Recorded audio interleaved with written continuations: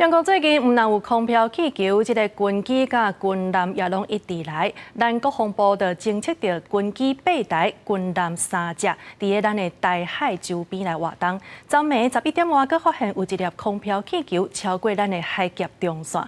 针对即个空飘气球的事件，咱到底敢会甲即个拍落来咧？国军就表示讲，若准讲即个气球伊飞行的范围有入来到咱的海峡甲空域，就会随家处理。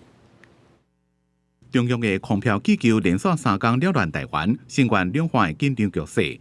国防部伫咧20日发布，总共侦测强机8台次、强舰3台次，继续伫咧台海周边活动。19下11点19，又个发现一粒空飘气球越过海峡中线，高度差不多是12000英尺，继续向东边飞，一直到透早2点才消息。针对中共利用台北季风。 一直用成本正俗的空飘气球扰乱台湾，外界正关心国军的应变处理是不是包括该拍来。那如果说这个部分已经试射到我们这个海空域的范围，那我们会适度的来调配兵力来执行相关的，不影响执行军事安全行动下，我们来做一个处置。明年总统大选，中共甲入选区的手法正多元，包括发动林地作战、制造假信息，也个伫咧台海进行军事行动。 伫最近是毋是有增加的情形？国防部表示，拢有保持高度的警戒。目前掌握强军拢是维持常态性的活动。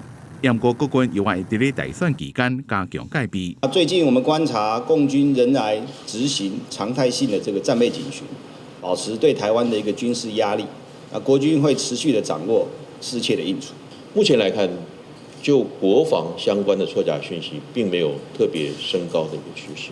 为了要防止中共伫咧选后进一步威胁台湾，国防部强调，运用联合情监侦来掌握强军的动态，执行战备训练，国军会秉持行政中立，确保国家的安全。